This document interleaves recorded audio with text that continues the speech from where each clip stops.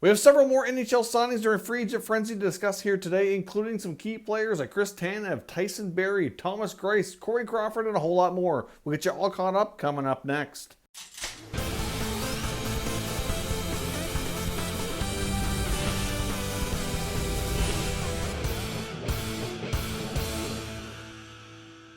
So welcome back to another video here at Top Shelf Hockey. It's been another busy day during NHL free agent frenzy. We have a lot more signings, so let's jump right in and discuss today's action. Now, a couple of big signings here by the Edmonton Oilers. One I found a little bit surprising. The other one I thought was excellent. They did re-sign goaltender Mike Smith to a one-year contract where he can earn up to $2 million.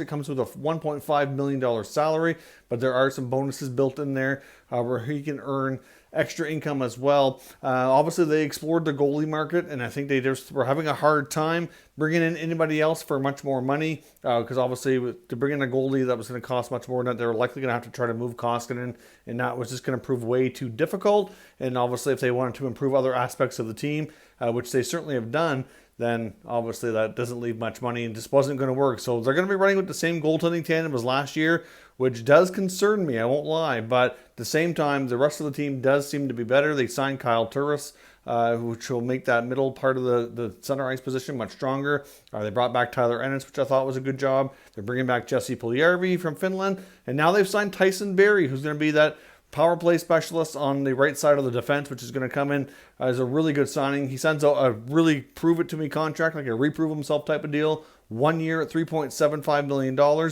He had an opportunity to take more money, and he left that money on the table for the opportunity in Edmonton because he felt that longer term this would be the better deal for his career to really rejuvenate himself, get himself back on track, and hopefully he can cash in again during next year's free agency and get a longer term deal with more money, whether it be in Edmonton or somewhere else. So I know there was other teams in the mix there, including going back to Colorado. That was a possibility. I know the Canucks were in on him as well as the Flames. So certainly he chooses Edmonton because he felt that was best. And I really like that signing for the Edmonton Oilers, especially with Clefbaum being out injured. And he could possibly miss either a big chunk or maybe even all of next year. So this is going to be huge for Edmonton on the power play, which they rely on quite heavily. So great signing by the Oilers. Now, the Detroit Red Wings have made a couple of signings here today as well. Of course, they were busy yesterday signing a player like Bobby Ryan, and today they signed a defenseman, Troy Stetcher, formerly of the Vancouver Canucks, to a 2-year deal at $1.7 million.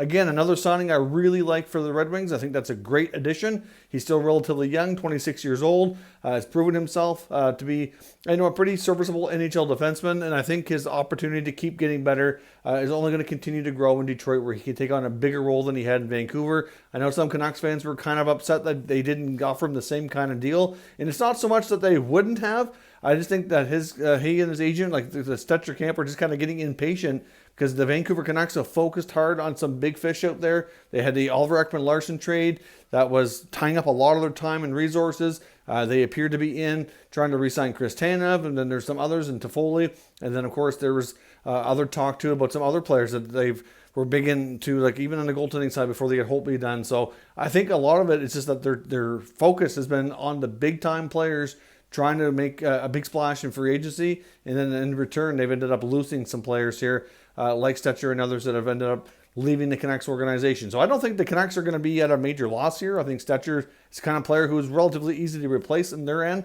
It's a great signing for Detroit, and obviously he can go there, hopefully continue to grow and get even more opportunity. The Red Wings also signed goaltender Tomas Greiss today to a 2-year deal at $3.6 million per year. This is another great signing for the Red Wings. I think Greiss has been a really solid, consistent goaltender over the last 4 or 5 years, really. There was 1 year in there that wasn't good where when he was with the Islanders, it was an off year, but otherwise he's been pretty consistent. He's also at an age where he doesn't get a too long of a term of a contract, but he's a good stopgap while they continue to find and create that goaltender of the future position that's not really there in their organization right now. The Red Wings don't have great goaltending depth, but he is a solid goalie who should at least help them win a few more games than last year. Obviously, this team is going to be moderately better than last year. I don't see them being tremendously better. I guess it just boils down to how much growth their prospects make. But at the end of the day, it's a good stopgap, good goaltender. Certainly save a few more pucks, hopefully, than we saw Jimmy Howard save last year. So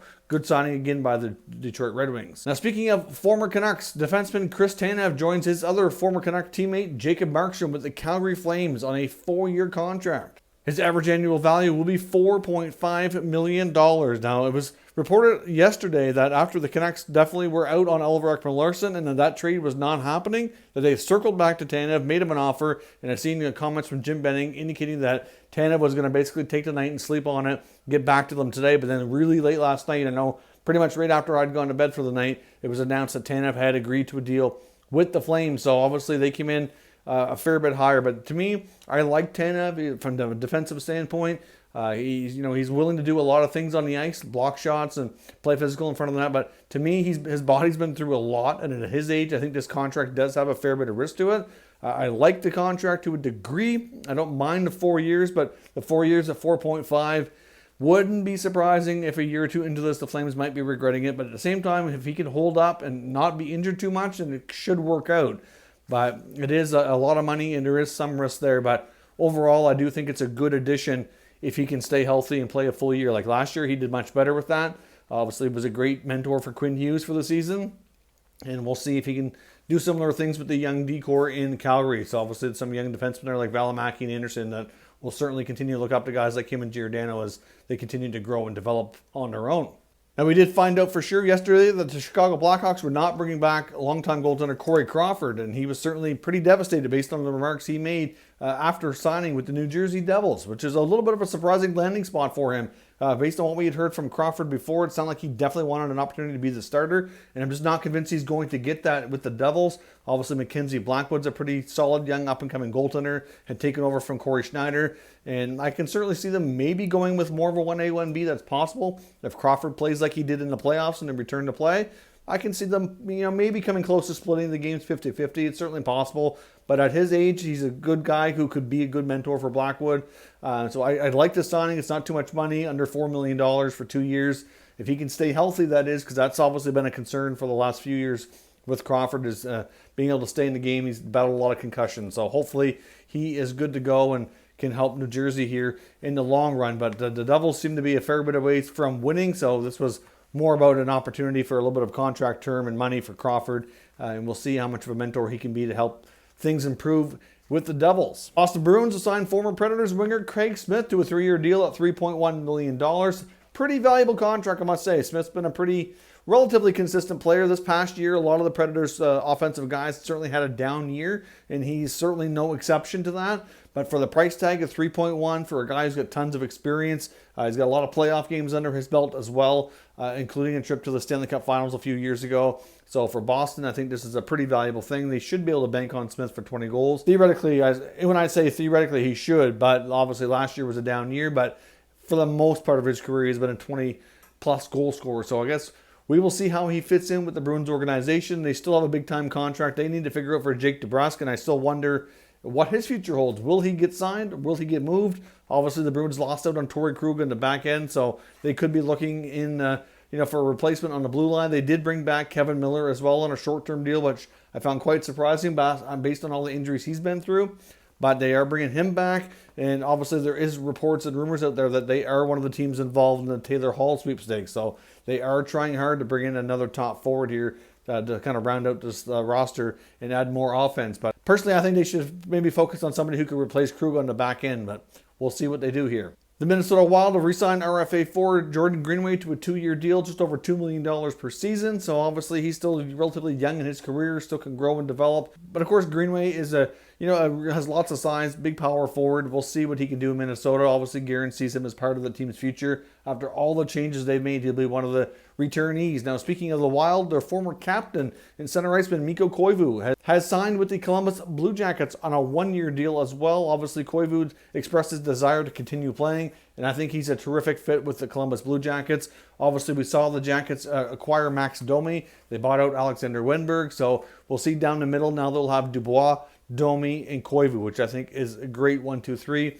Koivu can be a great mentor for the other two guys. He's great defensively, good on faceoffs, and really I think he'll be a tremendous fit with the John Tortorella system in Columbus. So I really like the signing here for Koivu. And his contract as well, like Mike Smith, has some bonus options built into it as well. He's paid $1.5 million but can earn more depending on games played and performance, etc. Vegas brings back Tomas on a one-year deal at $1.25 million. He's been a pretty valuable piece for them since they've been in the NHL as well. Obviously plays a lot on the PK, bottom six. Pretty steady guy for a low-risk contract, 1 year. Pretty good deal overall for Vegas. The Arizona Coyotes signed former Buffalo Sabre forward Johan Larsson to a 2-year contract at $1.4 million average annual value. Of course, Larsson, another player to leave Buffalo. Arizona's made some interesting signings here. Really interested to see what their team is going to look like next year. Really not sure they're going to be any better. Likely take some steps backwards, after likely losing Taylor Hall. Obviously, it looks like they're keeping their captain here, but Larsson will be somebody who can come in and should be able to play either middle six, bottom six role for the Coyotes here. And of course, we also seen the San Jose Sharks sign forward Kevin Labanc, and we are certainly concerned about this signing because even though he was an RFA, he did them a real favor last year, signed a 1-year, $1 million contract. Well, obviously, he didn't have a great season, and neither did the Sharks. They were one of the lowest teams in the NHL.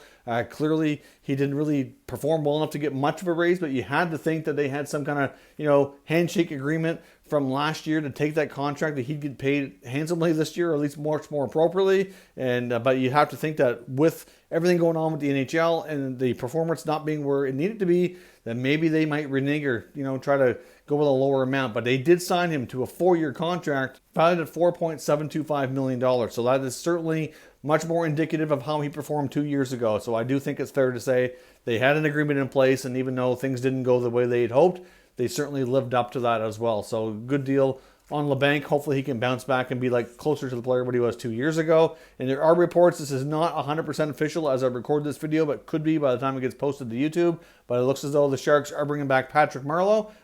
From what I've been reading, sounds like they're signing him to a 1-year deal, likely around the $1 million mark. Could be slightly more, slightly less. Not quite sure the exact amount, but somewhere's in and around that normal veteran deal, 1 year, $1 million. And the Colorado Avalanche have also re-signed RFA forward Andre Burakovsky to a 2-year deal valued at $4.9 million. That's certainly one of the bigger contracts we saw today. But of course, Burakovsky, after coming over from the Capitals last year, fit in quite nicely, scored 20 goals, is a nice piece for the Avalanche. Of course, they have their top guys locked up, McKinnon, Landeskog, Rantanen, etc. But he's a good piece for the middle six who can certainly provide some secondary scoring. So Burakovsky, this should be a pretty solid deal overall for him. So obviously that's, like I said, one of the bigger paydays we saw today on our shorter term contract. But that's all we have here for now. There very well could be more signings here later today, so we may be back with additional information. Just depends on what news we have. So certainly stay tuned to Top Shelf Hockey. I will keep you up to date with all the latest news from Free Agent Frenzy as we get all these big contracts. Hopefully we'll see some bigger names signed soon. Lots of names still out there like Pietrangelo and Hall, etc. So curious to see where they end up and what kind of deals they end up signing. Thank you very much for watching, and I'll catch you next time.